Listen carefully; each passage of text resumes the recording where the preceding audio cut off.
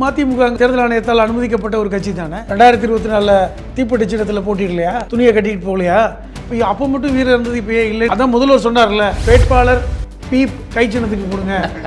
கட்சிக்குள்ள எதெல்லாம் பேசணுமோ அதை உள்ள பேச மாட்டாங்க. வெளியில வந்து பொது வெளியில பேசி கட்சிக்குள்ள பெரிய ஒரு சங்கடத்தை ஏற்படுத்துவாங்கன்னா அதுதான் காங்கிரஸ் ஜனநாயகம். அது ஜோதிமணி சொல்றாங்க ஜனநாயகம். கிருஷ்ணசாமியை சேர்த்துக்கலன்னு சொல்றாரு. என்ன எடப்பாடி நம்ப வச்சு கழுத்து எடுத்துட்டாரு. அவர் 2 தொகுதியில நிற்கிறாரு, அவர் பையன் 2 தொகுதியில நிற்கிறாரு. தனியார் நின்று வெற்றி பெற்றவர் கிருஷ்ணசாமி, மறந்துடவே கூடாது. பெரம்பூர்ல அவ்வளோ அவசரமாக போய் வேட்புமனு தாக்கல் பண்ணார்ல, அதுக்கப்புறம் ஆஃப் ஆகிட்டாரு. என்ன இது சிறந்த நடிகர் விஜயா ஆதவர்ஜுனா. எனக்கு ரொம்ப சந்தேகம் இருக்கு. சோடா பாட்டில் வீச்சு கைது யாரு? தாவேகா. விஜய் சொல்றாரு காசு கொடுப்பாங்க வாங்கிக்கிங்க. இதுவே தேர்தல் நடத்திய விதிகள் தவறுங்க, கைது பண்ணலாம் சார். அவர் கட்சிக்காரங்களே கொடுக்குறாங்கல்ல, அருண்ராஜ் சம்பளமா கொடுக்குறாரு, அதை வாங்கி சொல்லியிருப்பாரு சார். ராஜன் செல்லப்பா சொன்னாரு, நாங்கள் வெற்றி பெற்றால் திருப்பரங்குன்றம் மலையில் இருக்கின்ற தர்காவை நாங்கள் அங்கிருந்து அப்புறப்படுத்துவோம் சொல்லியிருக்காரு.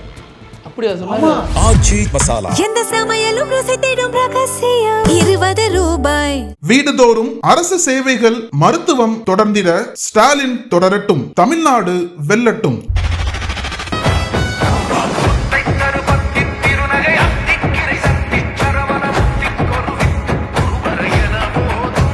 லீடர் ஏப்ரல் 3 முதல் உங்கள் அபிமான திரையரங்குகளில். பிரதான பேப்பரில் இன்னைக்கு முக்கியமாக வந்திருக்கிறது பாரதிய ஜனதா காங்கிரஸ் பட்டியல் தாமதம். எல்லாரும் வேட்பாளர் அறிவிச்சுட்டு மற்ற கட்சிகள்லாம் பிரச்சாரத்துக்கு போயிட்டாங்க. இப்போ ஸ்டாலின் பார்த்தீங்கன்னா நேற்று அங்கே போனார், இன்றைக்கி காலையில் திருச்சி போயிட்டாங்க. பல வேட்பாளர்கள், கூட்டணி கட்சி வேட்பாளர்கள்லாம் தொகுதிக்கு போயிட்டாங்க. வேட்புமனு தாக்கல் பண்ணவங்களும் உண்டு.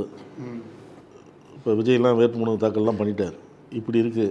ஆனால் இந்த 2 கட்சியும் ஏன் வேட்பாளர் பட்டியல்? தேசிய கட்சி சார்.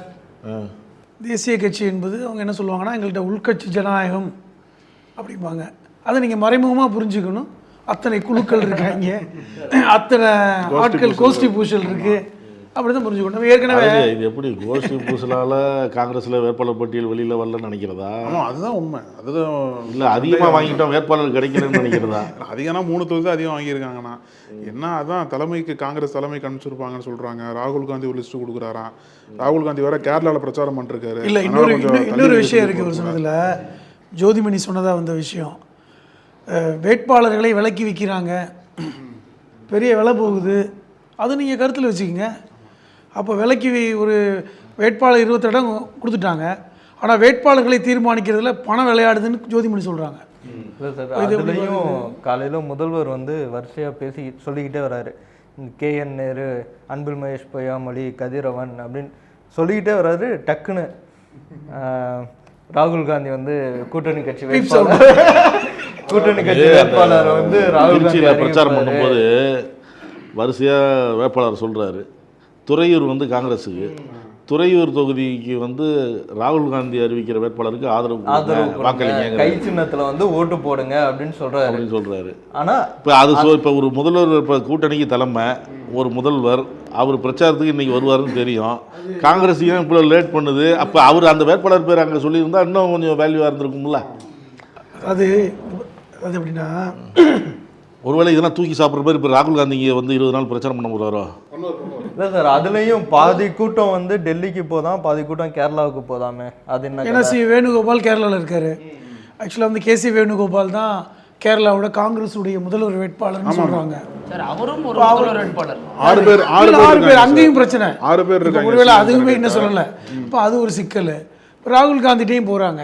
அப்போ அந்த 28 பேரையுமே இன்றைக்கி அறிவிக்க முடியாமல் அங்கங்கே வேட்பாளர் கைக்கு சின்னத்துக்கு போடுங்க, வேட்பாளர் பேர் பீப் சவுண்ட், என்னங்க அது? இது வந்து உட்கட்சி ஜனநாயகம் தான். பீப் போடுவோம், நாங்கள் தான் பீப் போடுவோம். பாஜக வேட்பாளருக்கே பீப் போடுறாங்க. ஆமாம். சரி, இவங்க தான் அப்படின்னா பாஜக அப்படி தானே சார் இருக்குது? அது அதுக்கு மேலே இருக்கு. இல்லை, பாஜகவுடைய உட்கட்சி ஜனநாயகம் உச்சக்கட்டத்தில் இருக்கு இன்னைக்கு.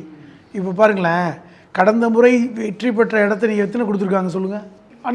அந்த முறை போட்டிட்டு அரவக்குறிச்சி கொடுக்கல. எதாக இருந்தாலும் அவருக்கு சொந்த ஊருங்க, அங்கே தான் அவர் ஆடு மாடுலாம் வச்சுருக்காரு, பட்டி தொட்டிலாம் வச்சுருக்காரு. அப்போ அவருக்கு இடத்துல ஏன் கொடுக்கலங்கிற கோபம் அவருக்கு இருக்கும் நியாயமாக. 2வது கொண்டாமுத்தூர் கேட்டார், கிணத்துக்கடவு கேட்டார், பல்லடம் கேட்டார், இதெல்லாம் கொடுக்கலையே.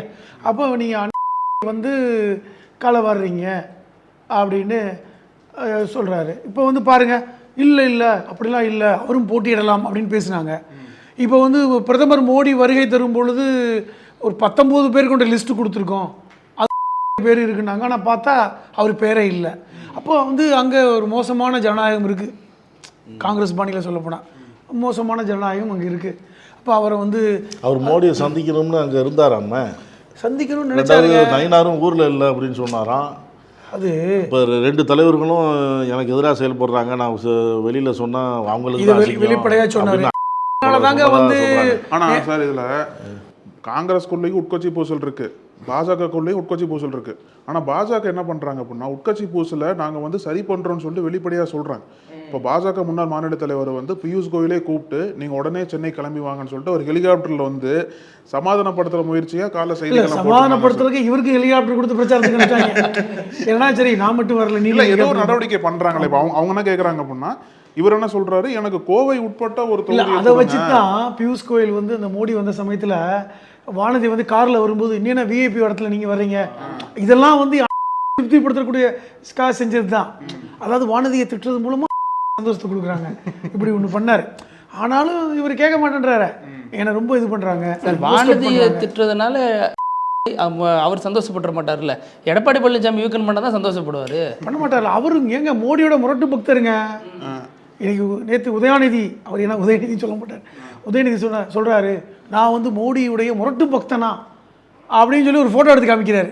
இங்கே பாருங்கள், வாஜ்பாய் காலத்தில் வாஜ்பாய்க்கு மைக்கு டெஸ்டிங் பண்ணி கொடுக்குறது யார், கலைஞரும் முரசொலிமாறனும். அவங்கெல்லாம் வந்து வாஜ்பாய்க்கு முரட்டு பக்தர்களாக இருந்தாங்களே அப்படின்னு. ஏன் மைக் டெஸ்டிங் பண்ணி கொடுத்தது முரட்டு பக்தரா? அப்போ எலக்ட்ரிக்கல் வேலை பார்க்குற அத்தனை பேரும் முரட்டு பக்தர்களா? அப்போ வந்து நேற்று ஸ்டாலினுக்கு மைக்கு வேலை செய்யலை, உடனே ஓடி வந்து பார்த்தாங்க எல்லாம் முரட்டு பக்தர்களா? இவர் சொல்கிறார் முரட்டு பக்தன் சொல்கிறார், இல்லைன்னு சொல்ல சார். என்ன இன்னைக்கு பாஜகவோட அடிமைங்கிறீங்க, நீங்கள் முன்னாள் பாஜக அடிமை தானே? முன்னாள் அடிமைன்னு. நான் என்ன கேட்குறேன், அடிமையாக இருந்தால் சில சாதக பாதகங்களை நீங்கள் சொல்லி காமிக்கணும், நீங்கள் தவழ்ந்துவாது போய் காமிக்கணும். எத்தனை பேர் இப்படி தவழ்ந்து போனாங்க? அடிமைனா என்னங்க, வெறுமனை கும்பிடு போடுறதா, இல்லை வெறுமனை மைக் டெஸ்ட் பண்ணுறதா? உங்களுடைய செயல்பாடு, நீங்கள் எப்படி இருக்கீங்க, எப்படி போய் பார்க்குறீங்க, எப்படி தவழ்ந்துலாம் போனீங்க, அதான் அடிமைக்கான இது.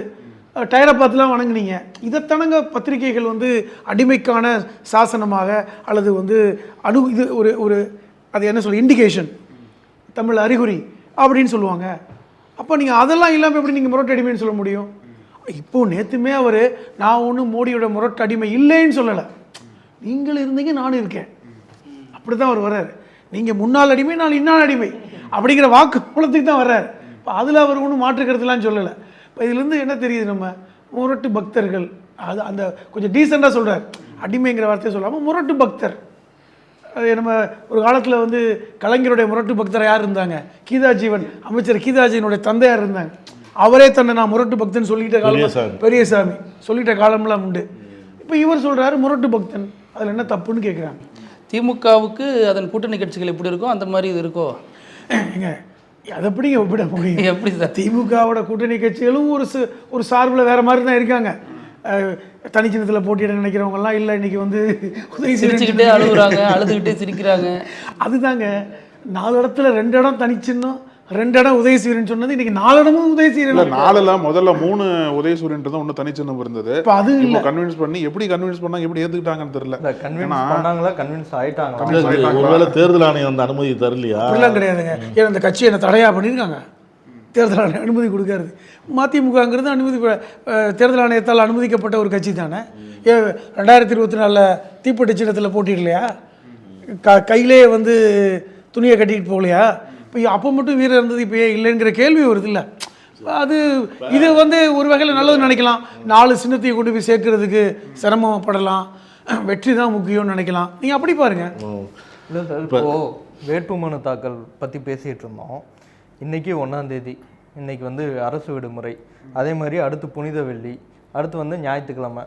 இவங்க இப்போ தான் வந்து ராகுல் காந்திகிட்டையும் அமித்ஷா, மோடி, தேசிய கட்சிகளோட மாநில பிரிவு வந்து இப்போ தான் அவங்கவுங்க தலைவர்கள்ட்ட பேசிகிட்டு இருக்காங்க. இவங்க என்னைக்கு அறிவிச்சு என்னைக்கு வேட்புமனு தாக்கல் 6ஆம் தேதி பண்ணுவாங்க பாருங்க. அதான் 6ஆம் தேதி கடைசி நாள் வரைக்கும் டைம் இருக்குல்ல. ஏப்ரல் ஃபூல் அப்படி இல்லை நான் என்ன சொல்கிறேன்னா, 28 பேருங்க நமக்கு வெளிப்படையாக தெரியும், காங்கிரஸுக்குள்ளே இவ்வளவு குழுக்கள் இருக்காங்கன்னு தெரியும். இல்லை அவர் வேற ஒரு லிஸ்ட் வச்சுட்டு சுற்றிட்டு இருக்காராம். சில இந்த கேரளா பார்க்குறதா, கேரளாவில் போய் ராகுல பார்க்குறதா, டெல்லியில் பார்க்குறதா, அண்ணாரி வேலத்தில் பார்க்குறதா, கையில் ஒரு லிஸ்ட் இல்ல அவர் பிரச்சாரம் பண்றத ஸ்ரீபர் முதல்ல மறுபடியும் போய் அவர் ஆதரவாளர் list பிரச்சாரம் இருக்குல்ல? போது ஞாபகம் இருக்கு.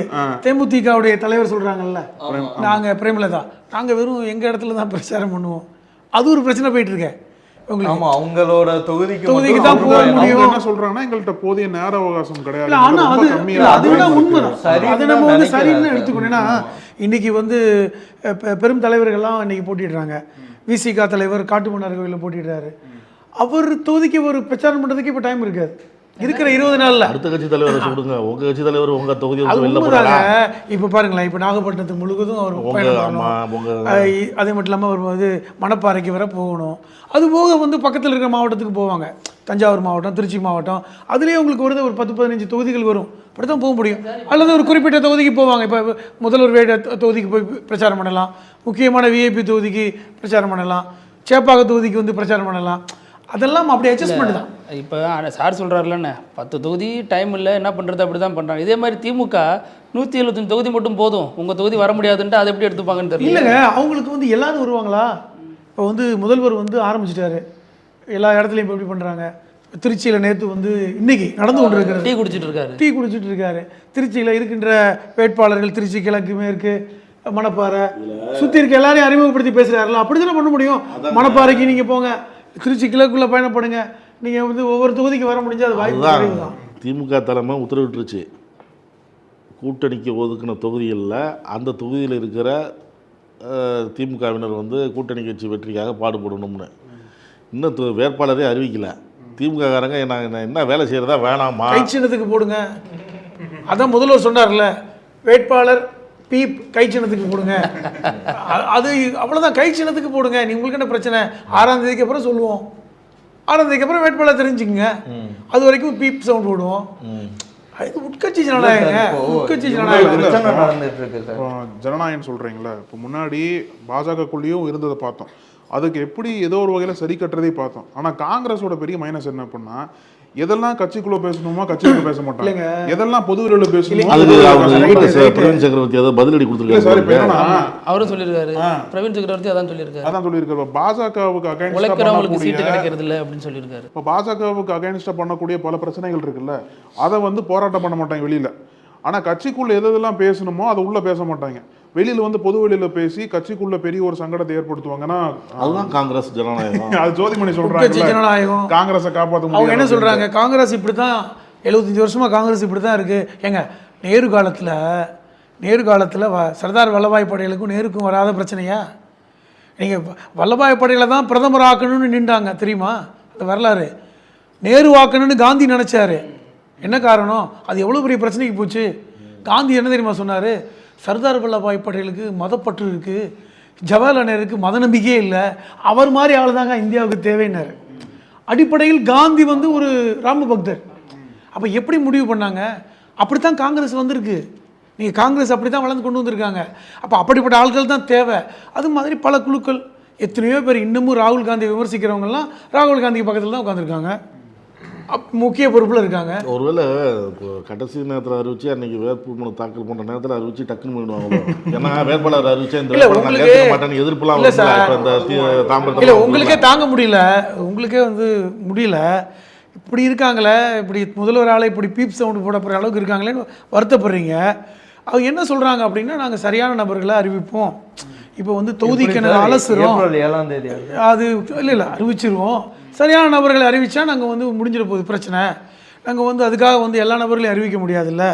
அதுக்குள்ளேயும் உங்களுக்கு சாதக பாதக பலன்களை நாங்கள் அலசி கொண்டிருக்கிறோம். வெற்றி வேட்பாளர்களை அறிவிக்க போகிறோன்றாங்க. அப்போ என்ன பண்ண முடியும் சொல்லுங்கள்? அது ஒரு பக்கம். இதுதான் தமிழ் சைடெல்லாம் அப்படியே சைலண்டாக பேசாமல் எடப்பாடி கூட பிரச்சாரத்தில் ஏறிட்டாங்க போல இருக்கு. ஆமாம், வாசுதேவநல்லூர் ஏதோ ஒரு இடம். அவங்க ஒருவேளை எடப்பாடியோட முரட்டு பக்தராக இருப்பாங்க. ஏன்னா இன்னைக்கு முரட்டு பக்தர்கள் காலங்க அது. ஆமாம், எங்கே பார்த்தாலும் அந்த பேச்சு இருக்குது. இல்லை சார், இப்போது வேட்புமனு தாக்கல் அது ஒரு பக்கம் இருக்கட்டும். இப்போ பிரதமர் மோடி 3 4 தடவை இந்த பக்கம் வந்துட்டார். ராகுல் காந்தி ஒரு தடவை கூட வரமாட்டுறாரு. அதுக்கு என்ன காரணம்? அவர் என்ன நினைப்பாரு, நம்ம வந்தாலும் வரவில்லை என்றாலும் முடிவு இப்படி தான் வருது. இல்லை, எங்கே போனாலும் மை பிரதர், எனக்கு ரொம்ப நெருக்கமானவர், எனக்கு நீங்கள் சொல்ல வரீங்க. என்ன சொல்ல வரீங்கன்னா இல்லை இப்பெல்லாம் பிரதான சொல்றது இல்லை, சும்மா ஒரு வார்த்தையை பிடிச்சிக்கிறாங்க. இல்லை இப்போ அவரும் கொஞ்சம் வளர்ந்துட்டார்ல. அது என்னன்னா அது ஒரு காரணம் இருக்காதுங்க, காலம் இருக்கிறது. நான் என்ன பார்க்குறேன்னா இன்னும் 20 நாள் இருக்குல்லங்க, இன்னும் நெருக்கி உங்களுக்கு வந்து தேர்தல் வந்து இன்னும் ஒரு வாரத்தில் தேர்தல் வரும்பொழுது அந்த வீரியம் வேணும்ல. இப்போ நீங்கள் இப்போ வந்துட்டு போகிறத விட எனக்கு அவர் என்ன மூடியாங்க 10 தடவை வர்றதுக்கு வந்துட்டு பேசுவார். இல்லை நீங்கள் வந்து காங்கிரஸ் இன்னும் நாள் இருக்குதுன்னு சொல்கிறீங்க, தேர்தல் அறிவிக்கலை, வேட்பாளர் பட்டியலை அறிவிக்கல. ஆனால் பாஜக அதோடய வேலையை கரெக்டாக செய்கிறாங்க. காங்கிரஸில் அந்த மாதிரி வந்து அங்கே டெல்லியிலேருந்து வந்து இந்த மாதிரி உற்சாகப்படுத்தலை கட்சியினரை அப்படி காங்கிரஸ்லேயே சில குரல் வருது. இன்ன வரைக்கும் வேட்பாளரை வந்து தீர்மானிக்கிறதுனால அவங்க வந்து கொஞ்சம் சுணக்கமாக இருக்காங்கன்னு நினைக்கிறேன். இல்லை இது வேட்பாளர் பட்டியல் வெளிவந்து விட்டால் அடுத்து பிரச்சாரத்துக்கு வந்துடுவாங்க, அவ்வளோதான். இல்லை சார், அந்த நாடாளுமன்ற தேர்தலில் லாஸ்ட் வாட்டி வேட்பாளர்லாம் போட்டாங்க, கடைசியாக மயிலாடுதுறை வேட்பாளரை மாற்றினாங்க. அந்த மாதிரி அண்ணன் சொல்கிற மாதிரி தான், கடைசி நேரத்தில் விட்டால் எதுக்கு பிரச்சனை, கடைசி நேரத்தில் விட்டு ஸ்டாப் பண்ணிவிடும் எல்லாத்தையும். இல்லைங்க, என்ன அர்த்தம் அப்படின்னா ஒரு வேட்பாளரை வைத்து நாங்கள் தொகுதியை தீர்மானிக்கிறது இல்லை, எங்களுக்கு சாய்ஸ் நிறையா இருக்குது. உங்களுக்கு எங்கள் ஒரு இடத்துல போட்டி போடுறதுக்கு ஒரு 10 பேர் இருக்காங்க, அதில் பலம் வாய்ந்தவர்கள் நாங்கள் வந்து தேர்வு செஞ்சுக்கிட்டே இருக்கோம்னு நினைக்கிறாங்க. நீங்கள் பாஜக அப்படி கிடையாதுங்க. பாஜகவை பொறுத்தவரை எப்படின்னா அது சித்தாந்த ரீதியாக இயங்குகிற ஒரு கட்சி. தலைவராக போட்டாங்க, யார் எதிர்த்தாங்க? எச் ராஜா மாதிரி ஆட்களே வணக்கம் தலைவரே நாங்கள்ல. அது மாதிரி காங்கிரஸில் வந்து பார்க்க முடியாது. இல்லை அது வந்து ஒரு கட்சியோட இந்த கட்டுப்பாடு இதெல்லாம் நம்ம ஒத்துக்க தான் வேணும். அவங்க வந்து இப்போ வந்து ஒரு ஹிட்லரிசம்னு சொல்லுவாங்க காங்கிரஸில். அவங்க வந்து சொன்னால் கேட்குறாங்க, ஒருத்தரை கொண்டு வந்து நிறுத்திட்டாங்கன்னா அவங்க தான், அதில் மாட்டுக்கிறது கிடையாது. ஒரு கருத்து சொல்ல மாட்டாங்க, அவருக்கு தான் முக்கியத்துவம். இப்போ தமிழிசைக்கு வந்து ஆளுநர் கொடுத்தாங்க, திருப்பி தமிழிசையை மயிலாப்பூருக்கு பக்கம் அனுப்புகிறாங்க. இது மாதிரி காங்கிரஸ் நடக்குமா? எல் முருகனை மத்திய அமைச்சராக்குனாங்க, திரும்பி பார்த்தா நீ அவினாசி தொகுதிக்கு போய் போட்டிடுன்றாங்க. அவர் பாவம் போட்டியிடாமே அமைச்சராகிட்டு இருக்காரு, எதுக்கும் போட்டிடுறதில்லை. போட்டியிடாத ஒருத்தர் அமைச்சரானவரை மறுபடியும் இல்லை நீ போட்டிடுனா அவர் என்ன செய்வார்? இல்லை சார், அதே மாதிரி போட்டியிடாமல் தான் நிர்மலா சீதாராமன் அமைச்சரானாங்க. அவங்கள அனுப்ப மாட்டேங்கிறாங்க, எல் முருகன் அனுப்புகிறாங்க. அவங்களுக்கு சில அட்வான்டேஜ் இருக்குது, கொடுப்பாங்க. இன்னொரு பக்கம் வளர்ந்து வந்துட்டு இருக்கிற பாஜக முன்னாள் மாநில தலைவர் மேலே ஒரு பயமோ, பாஜகவுக்கோ அதிமுகவுக்கோ ஒரு சீட்டு தர அவ்வளோ யோசிக்கிறாங்களே. இல்லை ஒரு கேள்வி சார், இப்போ வந்து எடப்பாடிக்கும் அவருக்கும் உள்ள பிரச்சனையில் தான் இந்த தொகுதி அவர் விரும்பிய தொகுதியை கொடுக்கலையா? மேற்கு மண்டலத்தை சேர்ந்தவங்க 2 பேரும், நான் பெரிய ஆளா நீ பெரிய ஆளாங்கிற ஒரு ஈகோவெல்லாம் முதல்ல வந்துச்சு. அதனால தான் நாடாளுமன்ற தேர்தலுக்கு முன்னாடி அந்த கூட்டணி உடைஞ்சது. முதல்ல தற்கூரின்னு வார்த்தையை தமிழ்நாட்டு அரசியலுக்கு இவர் தான் சொன்னார், எடப்பாடியை முன்னாள் முதல்வர் தான் சொன்னார். அது ஜெயலலிதாவே விமர்சனம் பண்ணாங்க, ஊழல் குற்றவாளி அப்படின்னு சொல்லி முதல்வர். அந்த மாதிரி அது வரைக்குமே விமர்சனம்லாம் போச்சு. இப்போ உண்மையிலுமே எடப்பாடிக்கும் அவருக்கும் தான் பிரச்சனை. ஒருவேளை அவர் வளரக்கூடாதுன்னு எடப்பாடி நினைக்கிறாரா? யூகோ அங்கே தான் இருக்குதா? இல்லை தனக்கு வேண்டிய தொகுதிகளை அவர் எடப்பாடி ஒதுக்கலைனாலும் போராடி ஏன் இந்த நான் நம்பின தலைவர்கள் பாஜக தலைவர்கள் வாங்கி தரல அப்படி ஒரு கோபத்தில் ஏன்னா ஆலோசனை கூட்டத்துக்கும் அவர் வரல, வேட்பாளர் ஆலோசனை கூட்டத்துக்கும் அவர் பங்கேற்கல, தொடர்ந்து அவர் தான் புறக்கணிக்கிறாரு. பார்த்து காது குத்து வச்சிருவாரு, கல்யாண விசேஷம் வச்சிருவாரு. இல்லை அடிப்படையில் வந்து இவர் மேலே அவருக்கு கோபம் இருக்கிறது உண்மைதான். ஏன்னா நீங்கள் சொன்ன மாதிரி மேடையில் வந்து தற்குறி தலைவர்னு சொன்னதுலேருந்து அவருக்கு ஒரு கோபம் தான்.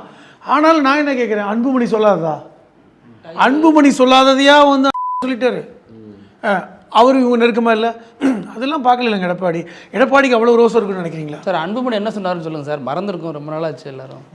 டயரை விட கேவலமானு சொன்னார், அறிவே இல்லாதவங்கெல்லாம் சொன்னார். இவங்கெல்லாம் எப்படி இது பண்ண போகிறாங்க மனசில் வச்சுக்க மாட்டார். அவர் மனசில் ஒன்றும் இருக்காது, அவர் வெள்ளேந்தியான அப்படி அதை மனசில் வச்சுருந்தா ராஜ்யசபா சீட்டு கொடுத்துருப்பாரு. மனசில் இருந்தால் டிடிவி உள்ளே கூப்பிட்டு வருவாரா? ஆமாம், அப்புறம் அவர் தூக்கில் தொங்கிடுவார். அவர் மனசுல வச்சுக்க மாட்டாரு, அவரை மனசுல வச்சுக்க மாட்டாரு. அந்த நேரத்தில் வர வார்த்தைகள் அவ்வளவுதான். அடுத்த நேரம் இல்லை நான் அது ஒரு பேச்சுக்கு சொன்னேன். இந்த ஒரு படத்தில் வடிவேல் சொல்லுவாங்கல்ல, இப்போ என்ன சொன்னேன், இல்லை ஒரு பேச்சுக்கு ஒரு ஃப்ளோவில் சொன்னதெல்லாம் நம்ம எடுத்துக்க முடியாது. அப்படி பார்த்தா சொல்லிட்டார்ல சார், தேர்தல்னு வந்துட்டா நண்பனும் இல்லை எதிரியும் இல்லை, ஜெயிக்கணும் தான். சரி, அப்படியே கிருஷ்ணசாமியை சேர்த்துக்க மாட்டேன்றீங்க. அது என்ன சார் ஆச்சு? கிருஷ்ணசாமியை சேர்த்துக்க மாட்டேன் சார். நீங்க ஏன் வேல்முருகன் சேர்த்துக்கலையோ அதே காரணம் தான். வேலுமுருகன் தீரமாக வெளியே போயிட்டாரு, கிருஷ்ணசாமியை சேர்த்துக்கலேன்னு தான் சொல்கிறாரு. என்னை எடப்பாடி நம்ப வச்சு கழுத்து எடுத்துட்டாரு. இது வேலுமுருகன் சொல்லலையே. எனக்கு நான் கூட்டணி வரல, என் கருத்துக்கு ஒத்துக்கல, எனக்கு அவங்களுக்கு பிரச்சனை இருக்குன்னு போனார். கிருஷ்ணசாமி தனியரசு அதே தான் சொல்கிறாரு, நம்ப வச்சு ஏமாற்றிட்டாங்க. அப்படின்னா என்ன அர்த்தம்னா, சீட்டு இவங்க கேட்ட எண்ணிக்கை 10 கேட்டேன், அவர் தகுதிக்கு மேலே கேட்டார். எங்க எவ்வளோ ஓட்டுங்க வாங்கின, இது எடப்பாடி சொன்னதுங்க, நான் சொல்லலை. அவங்க வாங்கின வாக்கு எவ்வளவு, அதை வச்சு கேட்க வேணாமா? தகுதிக்கு மீறி கேட்டால் எப்படி கொடுக்க முடியும்? 1 2 கேட்டால் கொடுத்துருப்போம், 10 கேட்குறாங்க. இல்லை சார் இப்போ பார்த்தா அவர் 2 தொகுதியில் நிற்கிறாரு, அவர் பையன் 2 தொகுதியில் நிற்கிறாரு தனியாக. அவருக்கு தன்னை பற்றி ஒரு சுப்பீரியாரிட்டி காம்ப்ளெக்ஸ் இருக்கும்னு நினைக்கிறேன். அந்த சமூக மக்களே அவருக்கு ஓட்டு போடுவாங்களான்னு தெரியல, அதான் உண்மை. ஆனால் ஒன்று தெரிஞ்சுக்கங்க, தனியாக நின்று 96 ஒட்டப்பிடாரம் தொகுதியில் தனியாக நின்று வெற்றி பெற்றவர் கிருஷ்ணசாமி, மறந்துடவே கூடாது.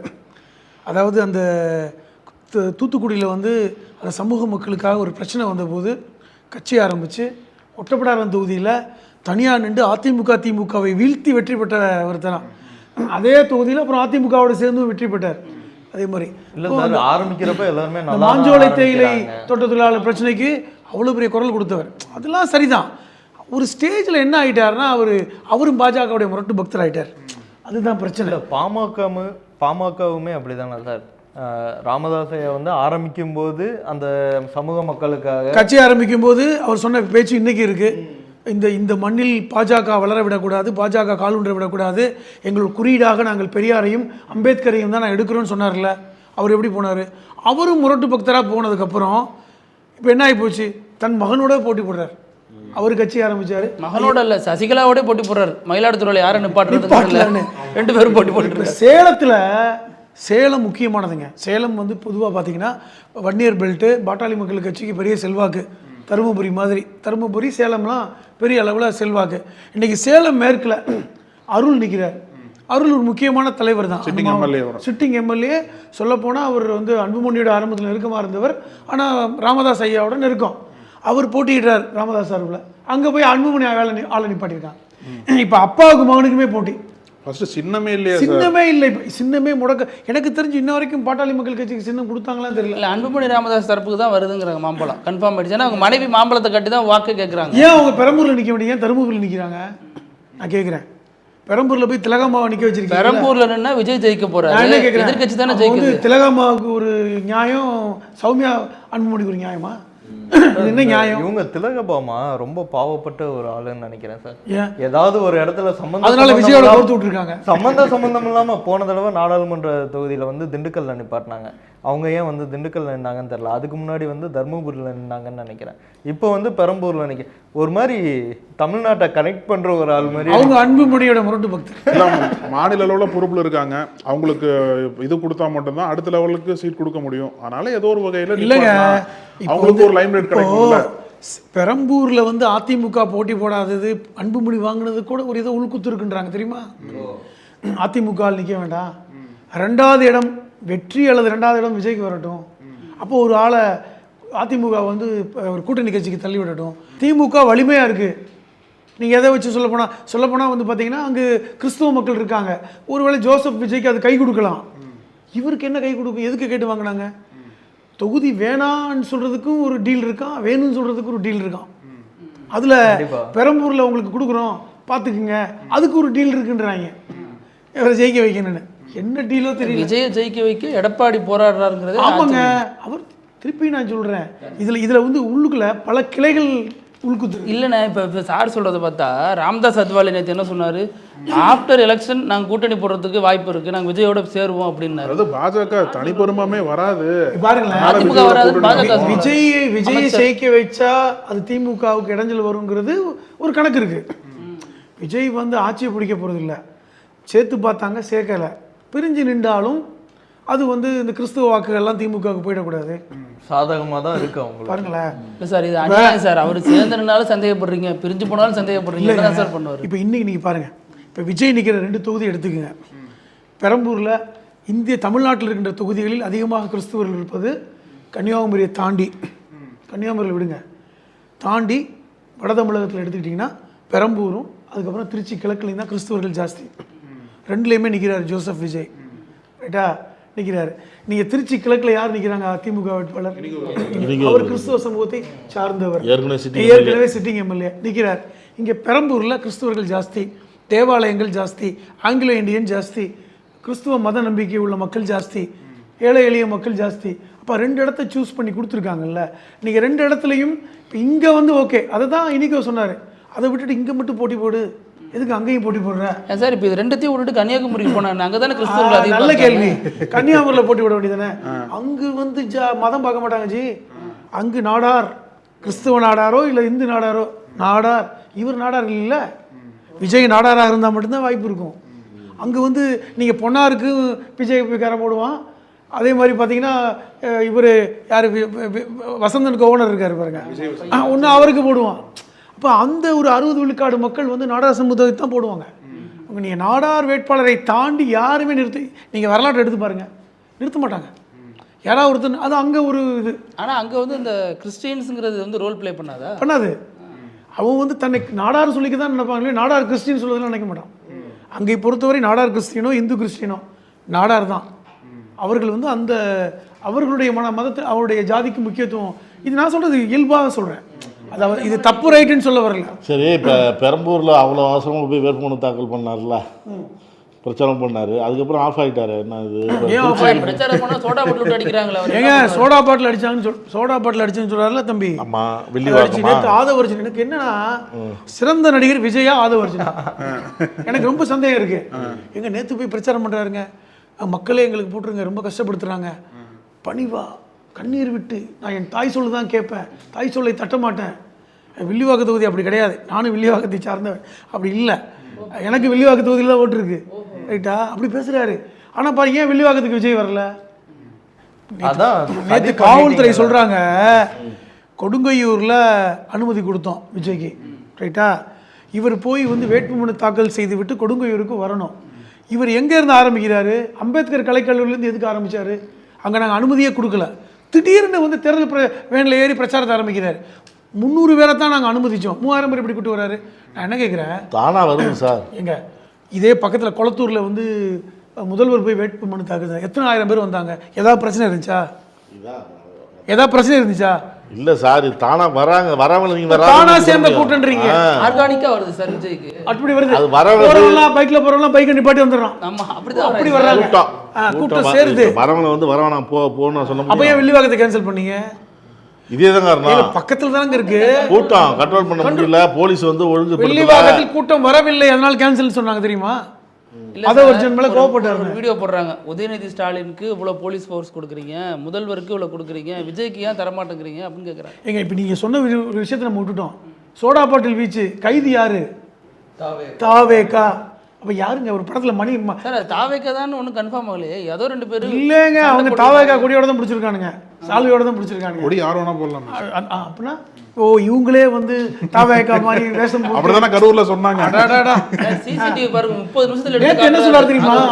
அது ஆதவர்ஜன் முதல்வர் எங்களுக்கு கொலை நடந்தது அவங்க தான் காரணம், எங்க சிபிஐல வழக்கு இருக்குங்க, கொலை செந்தில் பாலாஜி தான் செஞ்சுட்டாரு, அவர் தான் ஆளை ஏற்பாடு பண்ணிட்டாரு, அவங்க தான் காரணம் அப்படிங்கிற அளவுக்கு போகிறாங்க. இன்னும் சொல்ல போனால் விஜய் சொல்கிறாரு, காசு கொடுப்பாங்க வாங்கிக்கிங்க ஓட்டு போடுங்க. இதுவே தேர்தல் நடத்திய விதிகள் தவறுங்க, கைது பண்ணலாம், அவங்கள வந்து வழக்கு தொடரலாம் சொல்கிறாரு. இது வந்து அவர் மேலே நடவடிக்கை எடுக்கணும்னு இது பொதுவாக பலர் அது பல மேடைகளில் சொல்லியிருக்காங்களே. பல மேடைகளில் 2ஆம் கட்ட தலைவர்கள் சொல்வதை கவனிக்க மாட்டாங்க. இல்லை சார், விஜயகாந்த் சொல்லியிருக்காருல்ல கடந்த காலத்தில். சொல்கிறேன் 2ஆம் கட்ட தலைவர். ஆனால் விஜயகாந்த் சொன்னது நமக்கு இன்னும் அந்த சமயத்தில் வந்து என்னன்னு தெரியல. ஆனால் பொதுவாக 2ஆம் கட்ட தலைவர்கள் சொல்லுவாங்க. பெரும் தலைவர்கள் வந்து இப்போ ஒரு கட்சியோட தலைவராக இருக்காங்கல்ல, அவங்க சொல்ல மாட்டாங்க. இப்படி நீ விஜயகாந்த் நாக்கையே துருத்துனவர், அவரை விதிவிலக்காக வச்சுக்கோங்க, சட்டமன்றத்தில் நாக்கை துருக்குனதுனால என்ன ஆச்சுன்னு. ஆனால் இவர் சொல்லக்கூடாது.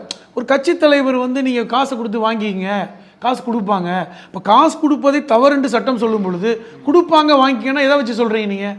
அப்போ வழக்கு தொடரணும்ல தேர்தல் ஆணையம். சார், அவர் கட்சிக்காரங்களே கொடுக்குறாங்கல்ல, அருண்ராஜ் செம்படமாக கொடுக்குறாரு, அதை வாங்கி சொல்லியிருப்பாரோ? அப்போ ரைட், அதை வாங்கிக்கிங்க, எங்களுக்கு பூஸ்ட் டப்பாக்குள்ள பணம் இருக்கும், உதயசூரியனுக்கு வாக்களிங்கன்னு சொன்னார் விஜய், தெரியுமில்ல? சார், அது வந்து edited video sir, tongue slip ஆயிடுச்சு, எடிட்டட். அப்போ எது வேணாலும் சொல்லிக்கிட்டு எடிட்டட்னு சொல்லிக்கலாம், அதான் ஒன்று. அப்போ வந்து இப்படி நிலைமை இருக்குது. அப்போ வந்து வில்லிவாக்கத்தில் இப்போ தெருவாக போய் விஜய்க்கு போட்டுருங்க, அப்போ ஆதவர்ஜனுக்கு வேணாம்மா விஜய்க்கு போட்டுருங்க, என்னை ரொம்ப கஷ்டப்படுத்துகிறாங்கம்மா அப்படின்னு கேட்குறதெல்லாம் எப்படி நிலைமை அப்படின்னா, எல்லாம் இந்த கூத்தெல்லாம் நம்ம இன்னொரு 20 நாளைக்கு பார்க்கணும், அவ்வளோதான்.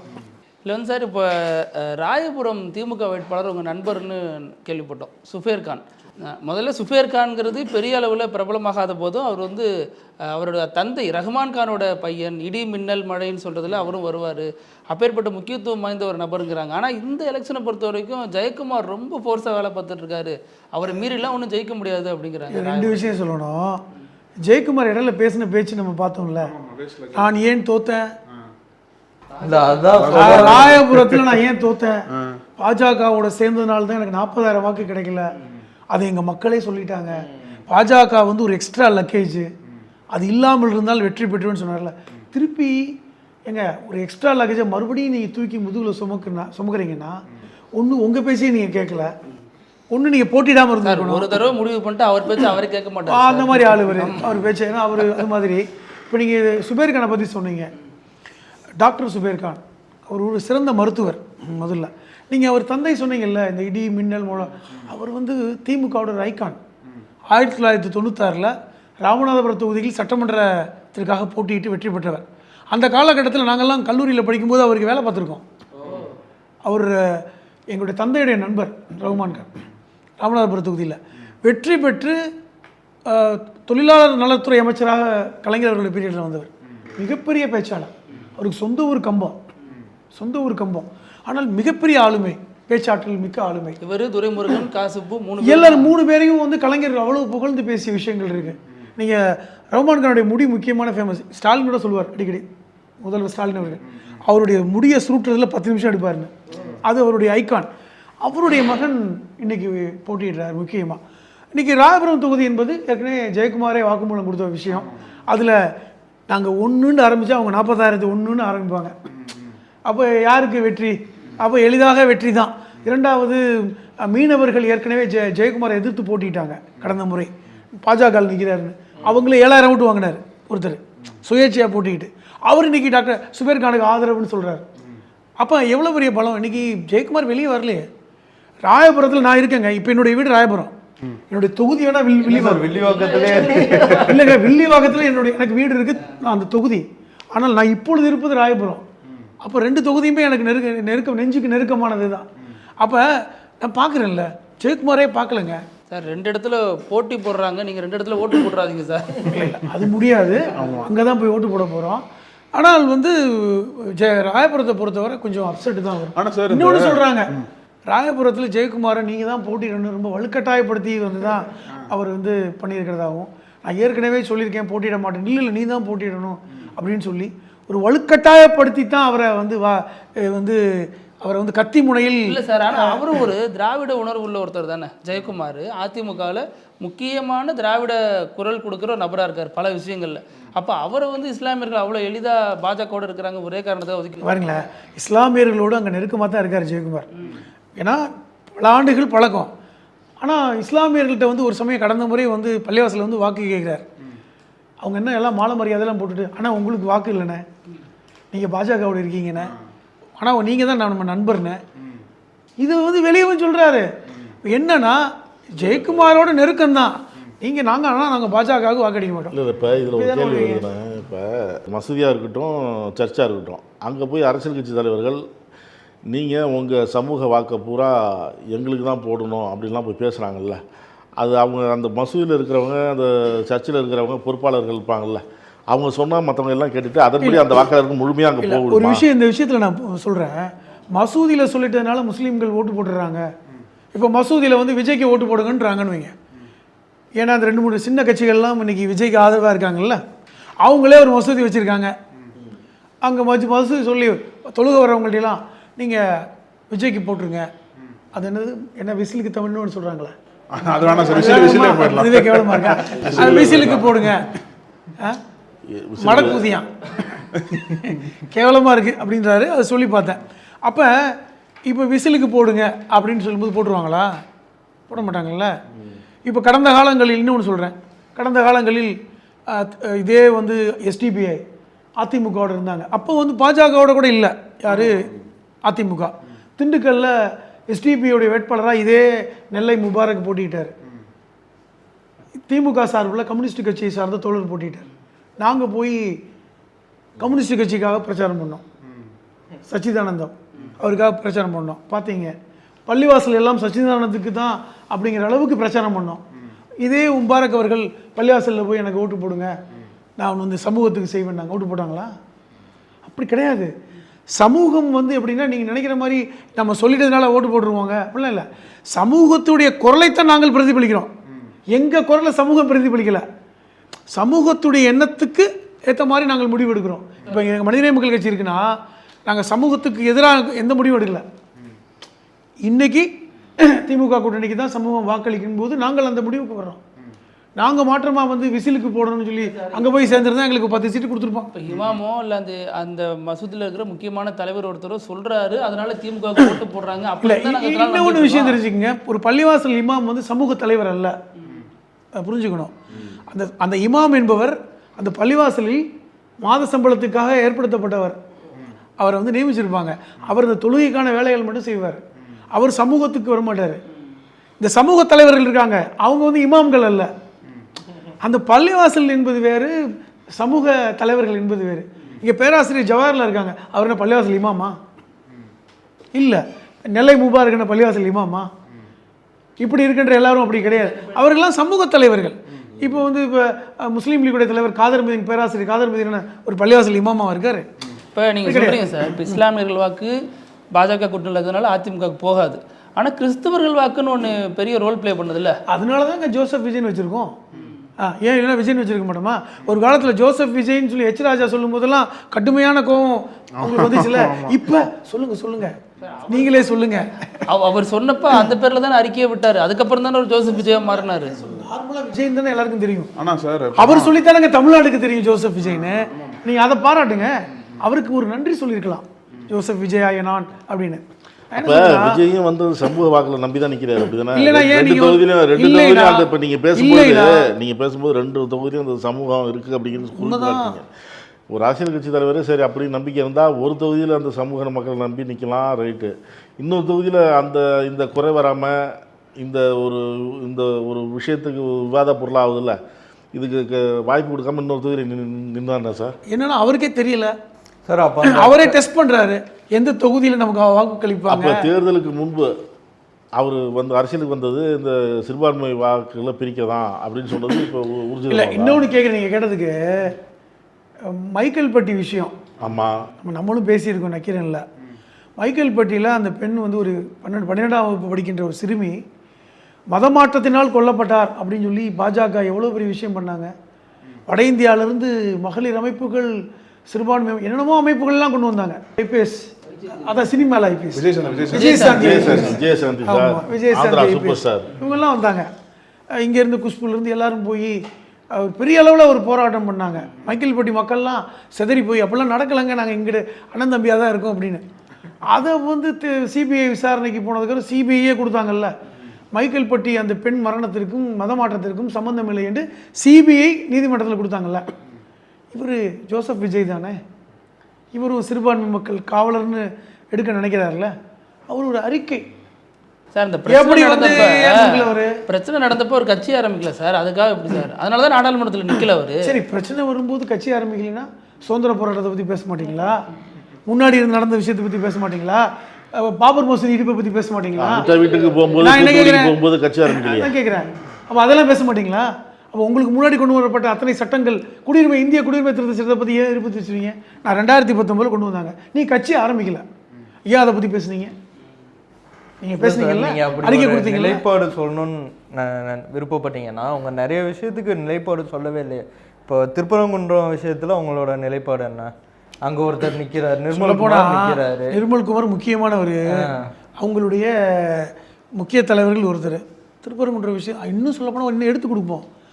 ராஜன் செல்லப்பா அவர் என்ன வார்த்தை சொன்னார்? நாங்கள் வெற்றி பெற்றால் திருப்பரங்குன்ற மலையில் இருக்கின்ற தர்காவை நாங்கள் அங்கிருந்து அப்புறப்படுத்துவோம்னு சொல்லியிருக்காரு. அப்படியா சொன்னாரு? அதிமுககாரர் ராஜன் செல்லப்பா பல இடங்களில் செய்தியாக வந்தது. அப்போ அவர் இன்ன வரைக்கும் இல்லைன்னு மறுக்கலை. ஒன்று பொய் செய்தியாக இருந்தால் ராஜனப்பன் செல்லப்பா ஒரு அறிக்கை கொடுத்துருக்கலாம், நான் அப்படிலாம் சொல்லலைங்க அப்படின்னு இன்ன வரைக்கும் மறுக்கலை. அது யார் கொடுத்தவர்கிட்ட கையெழுத்து வாங்கினாங்கன்னு நமக்கு தெரியாது, செய்தி வந்தது. அதை வந்து விஜய் மறுத்திருக்கலாம்ல, அப்படி எப்படி ஒத்துக்க முடியும்? அது எப்படி நாங்கள் நிறுத்த முடியும்? நிர்மல்குமார் சொல்லியிருக்க வேண்டியதானே, நாங்கள் வந்தால் அப்படி விட மாட்டோம்னு சொல்லலை. ஏன் சொல்லலை? அதனால தான் வந்து இன்னைக்கு இறுதிராஜ் சொல்கிறாரு இந்த பாஜகவுடைய பிடிமா, அதுக்கு ஏன் மறுப்பு நீங்கள் தெரிவிக்கல? அவர் இந்த மத சிக்கல்களெல்லாம் உள்ளே வர வேண்டாம்னு நினைக்கிறாரு. இல்லைங்க, அவர் எந்த சிக்கலுக்குள் வர விரும்பலைங்க. அவர் பிரச்சனை என்னன்னா அவர் சிக்கலுக்குள் வர விரும்பலை. ஏங்க அவர் ஜனநாயகம் படம் ரிலீஸுக்கே எவ்வளோ கஷ்டப்பட்டுட்டு இருக்காரு, அவர் எதுக்குங்க சிக்கலுக்குள்ளே வரணும்? சார் சிக்கல் எல்லாம் சந்திச்சுட்டு வந்து இப்படி கை காட்டி படித்தேன், பிரச்சார வியூகத்தையே மாத்துறாராம. ஜூம் காலில் பேசுகிறாரு பொறுக்கு இனிமேல். வீடியோ வந்து ஒவ்வொரு தொகுதியிலையும் என்னென்ன பிரச்சனை இருக்குதுன்னு அவருக்கு தெரியும். அந்த தொகுதி பேரை சொல்லி ஏற்கனவே எல்லாம் ரெடி பண்ணிட்டாங்க. இனிமேல் அந்த ஃபுல்லாக அந்த வீடியோவில் தான் அந்த பிரச்சாரம். அதில் சொல்லுவாரா சார்? அதாவது சார் அப்படி பிரச்சாரம் ஃப்ரம் பனையூர், பனையூர்லேருந்து பிரச்சாரம். அவதாங்க ஒர்க் ஃப்ரம் ஹோம் மாதிரி சொல்கிறீங்க.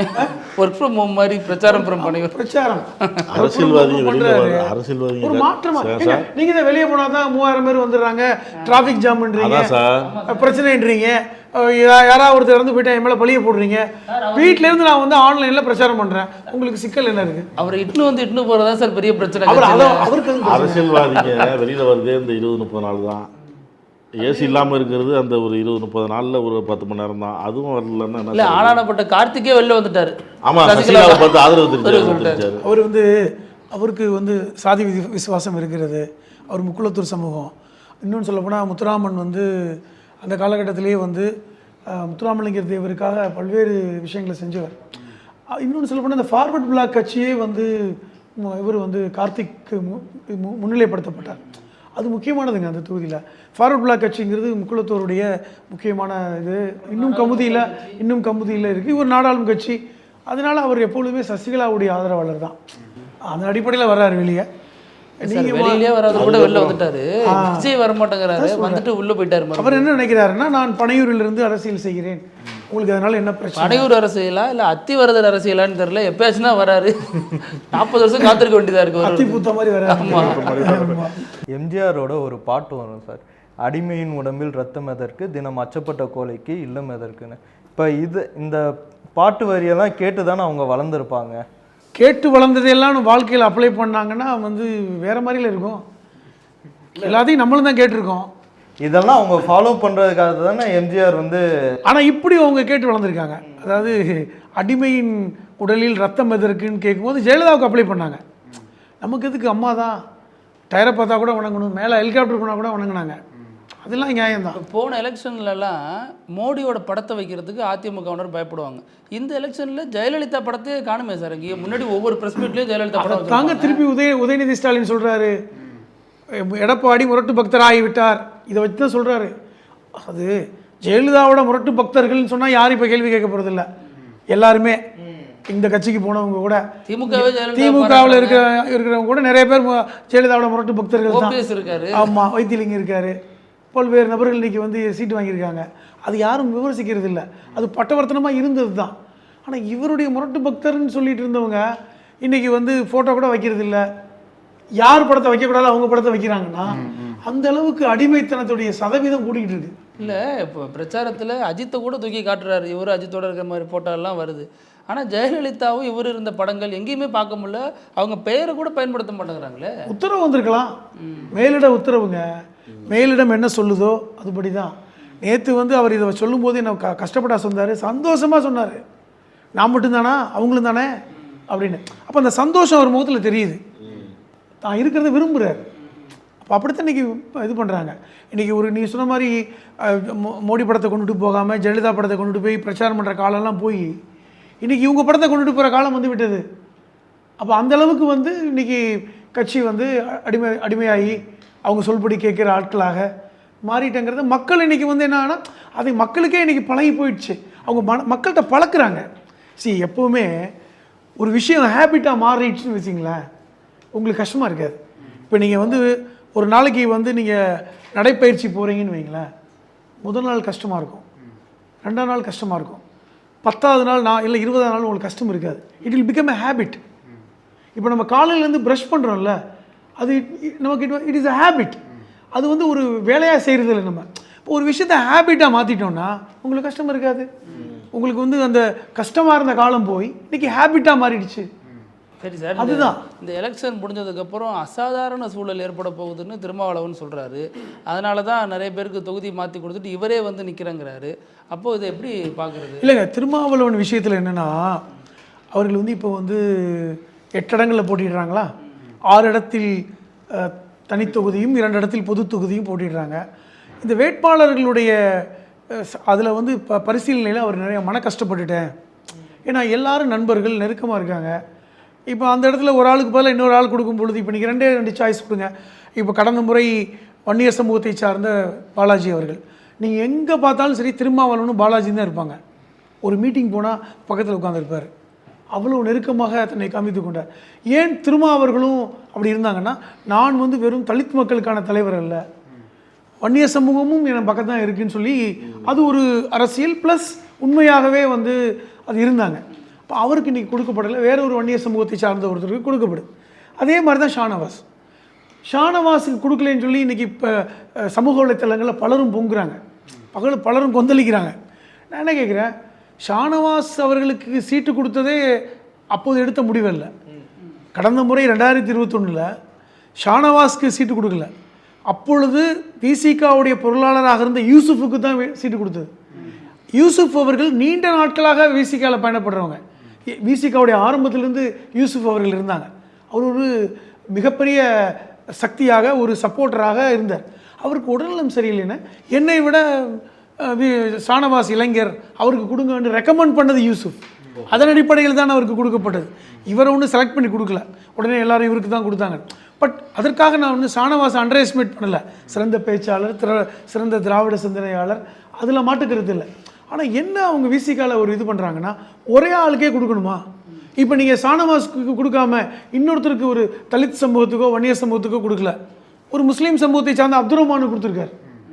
அப்துல் ரஹ்மான் அவர்களுமே வந்து ஒரு முக்கியமான தலைவர் தான். அங்கே வந்து இஸ்லாமிய பேரவைன்னு சொல்லி ஒரு அவங்களுடைய அமைப்பில் முக்கியமாக இருக்கார். பல்வேறு இஸ்லாமிய ஆளுமைகளை விசிகா பக்கம் கொண்டு வந்தவர் அவர் தான். இன்றைக்கும் விசிகாவில் வந்து ஒரு இஸ்லாமியர்களுக்குன்னு ஒரு அணியை உருவாக்கி இன்றைக்கி பல்வேறு இடங்களில் ஜமாத் ஆட்களை விசிகாவுடைய ஆதரவாளர்களாக மாற்றிய பங்கு அப்துல் ரஹ்மானுக்கு உண்டு. அப்போ அவருக்கு கொடுக்கணும் இல்லை, யாராவது ஒருத்தருக்கு நியாயம் கற்பிக்கணுங்களா? அந்த அடிப்படையில் தான். இப்போ நீங்கள் கூட கேட்பீங்க, இப்போ திருமாவளவன் ஏன் போட்டிடுறாரு எம்பியாக இருந்து? இப்படி ஒரு கேள்வி இருக்குது. திருமாவளவன் என்ன சொல்கிறாரு, இனி எங்களுக்கு இந்த மாநில அரசியலில் நாங்கள் இன்னும் பங்கெடுக்க வேண்டும், சட்டமன்றத்தில் எங்கள் குரல் இன்னும் வேறு மாதிரியாக ஒலிக்க வேண்டும். அங்கே ஒன்றும் பண்ண முடியல. பாராளுமன்றத்தில் என்னங்க யார் பேசினாலும் அவங்க கண்டுக்க மாட்டேன்றாங்க, இப்போ இங்கே வரணும் அப்படி அடிப்படை. இப்போ இதெல்லாம் கூட்டி கழித்து பார்த்து தான் அவங்க வர்றாங்க. ஆனால் ஒரு விஷயம் சொல்கிறார் திருமாவளவன், இனிமேல் நான் வேட்பாளர் தேர்வில் நாங்கள் முடிவு பண்ண போகிறதில்ல, அந்தந்த மாவட்டம் முடிவு பண்ணிக்கிட்டோம். இப்போ உதாரணமாக இது ரொம்ப முக்கியமான ஒரு முடிவுங்க. இப்போ உதாரணமாக தஞ்சாவூர் மாவட்டத்தில் சீட்டு கிடைக்குதுன்னு வைங்களேன், அங்கே வந்து ஒரு தொகுதியில் கிடைக்குது, அந்த மாவட்ட நிர்வாகம் முடிவு பண்ணட்டும் யார் நிறுத்துறதுன்னு. இல்லை, அப்படி பண்ணால் எல்லா மாவட்டங்களுமே வலுவாக இருக்கும். அது மட்டும் இல்லாமல் மாவட்ட நிர்வாகிகள் வந்து கட்சி பணியை சிறப்பாக பார்ப்பான். நம்ம நல்லா பார்த்துட்டோம்னா நமக்கு வாய்ப்பு இருக்குது எம்எல்ஏ. இப்போ இன்றைக்கி எல்லா பெரிய கட்சிகள்கிட்ட ஒரு பிரச்சனை என்னென்னா, அந்தந்த தலைவர்கள் தான் நிற்கிறாங்க. தொகுதி மாதிரியும் வேட்பாளர் போட முடியாதுல்ல. முக்கியமானது தொகுதி மாதிரி வேட்பாளரை போட முடியாது. இப்போ வந்து இங்கே இருக்கவங்க அங்கே போய் போட்டியிட முடியாது, அந்த ஊர்க்காரன் போட்டிடுவான் அல்லது அந்த மாவட்டத்துக்காரன் போட்டிடுவான். இப்போ இது ஒரு முக்கியமான சார். அதில் ஒரு ஆட்சியில் பங்கு இந்த எலெக்ஷனுக்கு அப்புறம் திமுக வீக்கன் ஆக போகுது, கம்மியான இடங்களில் ஜெயிக்க போகுது, அதனால அவர் வந்து அமைச்சரவையில் இடம் கேட்க வர்றாரு. இல்லை, வாய்ப்பு இல்லை. அதாவது அமைச்சரவையில் கொடுப்பாங்க அப்படின்னா வந்து எம்பியாக இருந்தால் கொடுக்க மாட்டாங்களா? ஏன் எல்முருகனுக்கு அமைச்சர் பதவி கொடுத்துட்டு தானே அப்புறம் எம்பி கொடுத்தாங்க. தேர்தலில் வெற்றி பெறாதவங்களாம் அமைச்சராக இருக்காங்க. அது விதியே இல்லைங்க. நீங்கள் வந்து எம்பியை ராஜினாமா பண்ணிவிட்டு அமைச்சர் ஆகிட்டு அப்புறம் ஒரு சட்டமன்ற தொகுதியில் போட்டிட வேண்டியதானே? அது அர்த்தம் இல்லை. அதாவது இது பாருங்களேன், இப்பொழுது வந்து திமுக கூட்டணி வலுவாக இருக்கிறதுன்னு எல்லா கட்சிக்குமே தெரியுது. 180 இடம் கன்ஃபார்ம். திமுக கூட்டணிக்கு மட்டும்தான் தெரியாது. இது வலுவாக இருக்காங்கிறது திமுக கூட்டணிக்கு மட்டும் தெரியாதுங்கிற. ஏன் திமுக கூட்டணியே சொல்கிறாங்களே எல்லாருமே சொல்கிறோமே. இல்லை சார், அதான் ஆரம்பிக்கிறப்ப சொன்னேன், அழுதுகிட்டே சிரிக்கிறோம், சிரிச்சுக்கிட்டே அழுகிறோம். இல்லை, அது சிரித்துக்கிட்டு அழுது சிரிக்கிறதுலாம் வந்து தனிப்பட்ட பிரச்சனை, அது பொது பிரச்சனை இல்லை. விசிகா பொறுத்த வரைக்கும் சார், அவரும் வாரிசு அரசியலை உள்ளே கொண்டு வராரு. கள்ளக்குறிச்சியில் மாலதி நிற்கிறாங்க, திருமாவளவனுடைய சகோதரி மகள் நிற்கிறாங்க அப்படிங்கிற விமர்சனம் இருக்குல்ல. இல்லை, பொதுவான இருக்கிற 8 சீட்டில் 2 சீட்டு இவர் ஒரு சகோதரி. நான் என்னோட பார்வை என்ன தெரியுமா, இந்த வாரிசு அரசியல் பேசுவது வேஸ்ட்டுங்க. நீங்கள் இந்தியாவில் எந்த கட்சியில் வாரிசு அரசியல் இல்லை? ஒரு கட்சியை காமிங்க, எந்த கட்சியில்? நீங்கள் எல்லாம் என்ன நினைக்கிறாங்க, முதல்வராக வந்தால் தான் வாரிசு. ஏங்க, எம்எல்ஏ மக எம்எல்ஏ, எம்பி மக எம்பி, மந்திரி மக மந்திரி, முதலமைச்சர் மக முதலமைச்சர், இப்படி தானங்க வாரிசு ஆக முடியும். அக்கா வந்து நீங்கள் முதலமைச்சர் ஆகலை அப்படின்லாம் சொல்ல முடியாது. அப்போ வாரிசு எல்லா இடத்துலையும் இருக்குது. இப்போ நீங்கள் பாட்டாளி மக்கள் கட்சியுடைய அன்புமணியுடைய மனைவி வந்து ஏன் வந்து போட்டிடுறாங்க அதே தருமபுரியில்? அது வாரிசு கிடையாதா? அவங்க வந்து பெண் வேட்பாளர், அவங்க இடம் கொடுக்குறாங்க. அந்த அடிப்படையில் திமுகலையும் பெண் இருக்காங்க. நான் என்ன சொல்கிறேன்னா, இங்கே பாருங்களேன், வாரிசு அரசியல் என்பதை விட நான் என்ன கேட்குறேன், மக்கள் வாரிசு அரசியல் கொண்டு வந்தால் தோக்கடிங்க. தோத்துட்டா வருவாங்களா? நீங்கள் இந்த கேள்வியை நான் மக்கள்கிட்டே வைக்கிறேன். இப்போ நீங்கள் அதுக்கு உதாரணமா நிறைய பேர் இருக்காங்கல்ல. எங்கள் சேப்பாக்கத்தில் வந்து துணை முதல்வர் போட்டிடுறாரு, மக்களுக்கு பிடிக்கலன்னா தோக்கடிங்க. சார் நீங்கள் பேசுகிறப்பெல்லாம் சேப்பாக்கம் சொல்கிறனால தான் சார் அவங்க சேப்பாக்கம் வேறு திருவல்லிக்கேணின்னு வேறன்னு நினைக்கிறாங்க. அவங்க 2 தொகுதின்னு நினைக்கிறாங்க. அதை தான் சொல்கிறேன், அவங்க 2 தொகுதின்னு நினைக்கிறாங்க. சேப்பாக்கத்துலேயும் திருவல்லிக்கேணிலையும் உதயநிதி போட்டிடுறாரு, எங்கள் ஆள் போட்டிடக்கூடாதா? அடப்பாவீங்களா, என்ன செய்கிறது? நான் இவங்களை எப்படி இட்டாந்து செய்கிறது? அப்போ அப்படி ஏங்க அந்த அளவுக்கு இருக்காங்க அரசு. நான் இன்னும் ஒரு விஷயம் பார்த்துங்க, பொதுவாக வந்து ஒரு கட்சி என்பது சித்தாந்தங்களை பேசுவாங்க, மேடை பேச்சு பேசுவாங்க, கருத்தாக்கத்தை பேசுவாங்க. இவங்க தலைவரும் சார்ந்தவர்களும் இவங்க பேச்சு எல்லா பேச்சையும் நானும் கஷ்டப்பட்டு கேட்டேன், எந்த கருத்துமே உள்வாங்க முடியல. உணர்ச்சி வசப்படுறது, கொலைகேஸு, எங்களை போட்டு பார்த்துருவீங்க, எங்களை இது பண்ணிடுவீங்க, நாங்கள் யாரும் தெரியுமா, எங்கள் மக்கள் விட்டுருவாங்களா, எங்கள் இளைஞர்கள் சும்மா விட்டுருவாங்களா? இது என்னங்க பேசுறது 10 நிமிஷம், அதில் வந்து இதுவே அதிகமாக இருக்குது. இப்போ இதோட முடிச்சுக்கோம். இப்போ இந்த விஜய் சொன்னீங்க, பெரம்பூர் திருச்சி கிழக்கில் எப்படி இருக்குது அப்படின்னு சொன்னீங்க, வில்லிவாக்கம் அதெல்லாம் சொன்னீங்க. இப்போ டிநகரில் அவருக்கு ஆனந்துக்கு எப்படி இருக்குது? அங்கே அதிமுக வேட்பாளர், திமுக வேட்பாளர் இல்லை, ஆனந்த் அங்கே போட்டிடுறாரா? அதுவே வெளியே தெரிலங்க. வேட்பாளர் தானே பாருங்க, இங்கே பாருங்களேன். இல்லை வில்லிவாக்கம் போட்டிடுற ஆதவர்ஜினா தெரியுது, ஏன்னா அவங்க பேச்செல்லாம் வருது, பேசுகிறாங்க. விஜய் போட்டிடுறது நமக்கு தெரியுது. இதை நிர்மல்குமார் வந்து போட்டிடுறாரு, அங்கே உள்ள பிரச்சனை தெரியுது. இந்த ஆள் எப்போ இட்டாந்து போட்டிட்டாங்க ஒன்றுமே தெரியல. இவர் எங்கே ஒரு வேட்புமனு இப்போ கொடுத்தாரா? இவர் டிநகரில் போய் சொல்லி எங்க உண்மையிலே தெரியலங்க. அந்த அளவுக்கு டிநகர் தொகுதியில் அவர் போட்டிடுறாரு. திமுக முன்னாள் எம்எல்ஏ கருணாநிதி ஆதரவு தெரிவிக்க போறாரு அப்படிங்கிறாங்க. தெரிவிக்கலாம், சீட்டு தரல, அதனால ஆதரவு தெரிவிக்கிறான். ஏன் அப்படி தான் நிலைப்பர் இருக்காங்க. பலரும் வந்து சீட்டு கொடுக்காதனால நேற்று கூட ஒரு அதிமுக நகர செயலாளர் ஸ்டேஜ்லேயே வந்து சாஷ்டாங்கமாக விழுந்து நான் விலகிக்கிறேன். அதுக்கு என்ன பண்ண முடியும்? வேணா அவரை வேணா திருவல்லிக்கேணிலேயோ இல்லை சேப்பாக்கத்திலேயோ. நக்கீரன் டிவிக்கு சப்ஸ்கிரைப் செய்யுங்கள். உங்கள் ஆதரவே எங்கள் பலம். ஆசிரியர்களுக்கு நண்பனாகவும் மாணவர்களுக்கு ஆசானாகவும் திகழும் தேர்வு வழிகாட்டி. ஒவ்வொரு பாடத்திற்கும் அனுபவமிக்க ஆசிரியர்களின் துல்லியமான தெளிவான விடைகள். CNC இருக்கு, தேர்வு பயம் எதற்கு? இது தீரன் பப்ளிஷிங் ஹவுஸ் விற்பனை வெளியீடு.